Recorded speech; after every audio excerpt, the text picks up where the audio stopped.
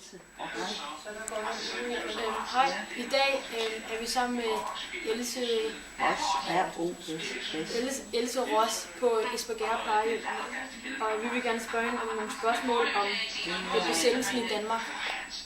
Så hvor gammel var du, da vi var blevet besat her i Danmark? Hvad årstal var det? 1940 til 45. Ja, der har jeg været i 11 år. Hvad synes du om modstandsgrupperne i Danmark? Jeg kan huske dengang, der synes jeg jo, at det var for nogle fantastisk modige mennesker. Ja. Det var jo, vi havde jo tyskerne lige om møderne, for vi vidste jo ikke, hvornår de blev taget. Og det var jo farligt. Har du nogensinde set nogen form for sabotage? Eller har du set nogle modstandsmænd? Eller kender du nogen? Jeg har ikke haft ret meget forbindelse med dem, det har jeg ikke. Jeg har ikke haft nogen i min familie, der har været i modstandsgruppen. Ja. Boede du her i området? Nej, jeg boede i Jylland, i Struer. Ja. Skete der noget der? Ja, det var skam også uroligt. Vi havde jo den store B&O-fabrik Bang & Olufsen, Ja. og den bombede de jo. Så det var jo uhyggeligt. Ja. Hvordan reagerede du på besættelsen, hvor Danmark blev besat? Vi tog jo vores skole. Ja, så I gik i skole der. Jo, så kom vi jo til at gå på teknisk skolen og holde frikvarter nede på en markedsplads. Og det var ikke spor rart. Nej.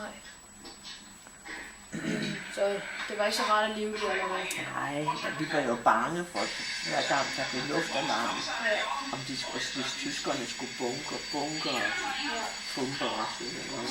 Det var ikke så rart. Så du nogle tyske soldater på gaden? Ja, det gjorde vi. Var du bange for dem, eller? Nej, de var nu altid høflige. Ja.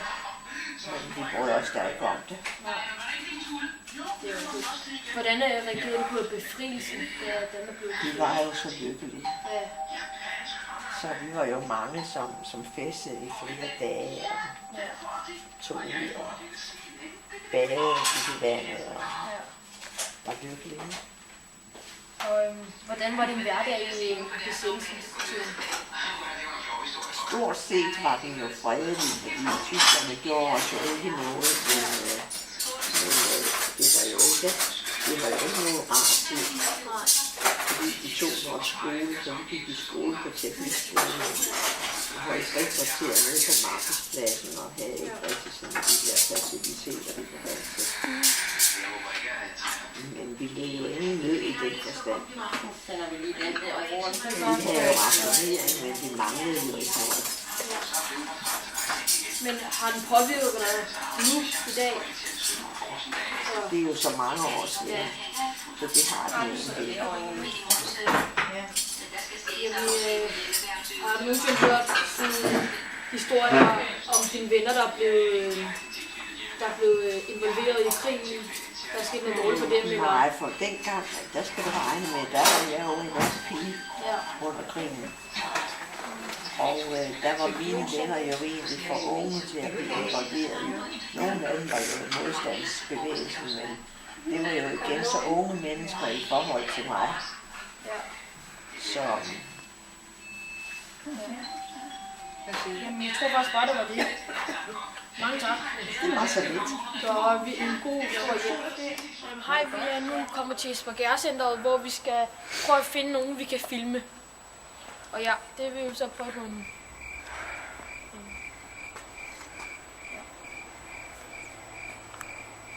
Så lad os bare prøve at komme herned.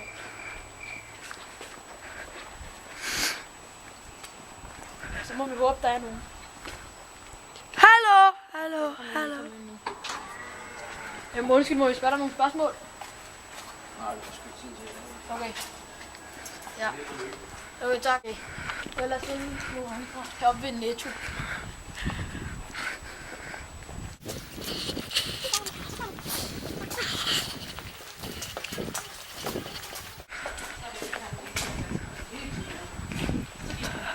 Undskyld, må vi spørge jer nogle spørgsmål?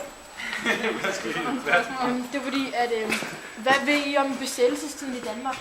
Hvad laver I? Undskyld. Vi laver sådan noget... Et skoleprojekt. Et skoleprojekt. Okay, hvad klasse går I? 6. Okay, På hvad? Esbjergskolen. På Esbjergskolen. Ja. Okay. Det er, hvad ved I om besættelsestiden i Danmark? Vi ved rigtig meget. Ja, Hvad vil du vide? Ja, hvad ved du om det? Jeg ved, når det foregik, og jeg ved, hvad der skete, og jeg ved sådan set rigtig meget om det. Ja. Hvad kunne du tænke dig at vide? Jamen, hvad synes du om besættelsen? Det er så mange år siden nu, ikke? Så det var jo en tragisk situation. Ikke? Ja. Min mor levede under det på det tidspunkt, så jeg kender jo rigtig meget til det. Har du hørt nogle historier om det? Ja, fra min mor har jeg hørt rigtig meget, også fra min far for tiden. Ikke? Hvordan det var, når tyskerne var her, når der var bumpninger og sådan ting, hvordan de måtte leve. Ja. Hvad ved du om det? Mine forældre er faktisk yngre, og min mor er faktisk født efter krigen, så jeg har ikke sådan nogle personlige historier, som jeg har. Okay, har du lagt mærke til, at din mor og far var... jeg skal lige finde ordet. Ja. Påvirket. Påvirket af det? Men de var påvirket af det? Ja, det har de helt sikkert været eftertiden, fordi de var ikke særlig begejstrede ved tyskerne, og det har de ikke været i mange år. Der har de haft helt klart et efterslæb for det, for den tid. Så min mor er ikke specielt begejstret for tyskerne. Det lever stadig. Ja. Så er det lige sidste spørgsmål der. Hvad synes du om modstandsgrupperne i Danmark? Det var et fantastisk arbejde, de gjorde. Ja. Og en af mine kammeraters far var faktisk med i en modstandsgruppe. Ja. Kan du huske, hvilken modstandsgruppe det var? Nej, det mener det over i Sønderland. Ja. Hans storebror kom faktisk i tysk koncentrationslejr, og han flygtede sig til København. Så det var faktisk en ret spændende historie. Ja. Nå, mange tak for svaret. Det var okay. Har du hørt om den danske besættelse i Danmark? Nej. Hvor Danmark blev besat? Jo, under 2. verdenskrig? Ja. Ja.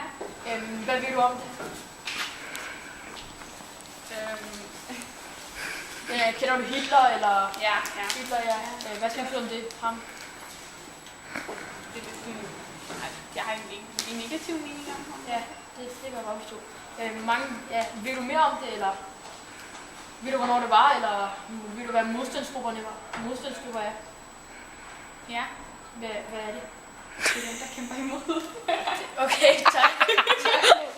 Om besættelsen i Danmark. Om besættelsestid? Ja. Gud. Hvad vil du vide om det? Ja, hvad ved du om det? Ja, det startede 9. april. Jo. Og sluttede 5. maj eller 4. maj. Ja. 5 år efter. Ja, ved du noget om modstandsgrupperne i Danmark? Om? Modstandsgrupperne i Danmark? Ja, der har lige været en film om flammen og citronen. Ja, har du set den? Ja. Synes du, den var god? Ja, jeg synes, det var god. Ja, har dine forældre været med i den? Mine forældre har ikke været med i krigen som sådan. Nej. Men har boet i Sønderland og ikke så tæt på grænsen og tyskerne. Ja. Hvor der var både ret tæt på Tyskland, faktisk. Ja. Så den er ikke sådan rigtig påvirket dig efter, hvis du har hørt noget om den eller et eller andet? Nej, det synes jeg ikke, Okay, men tak fordi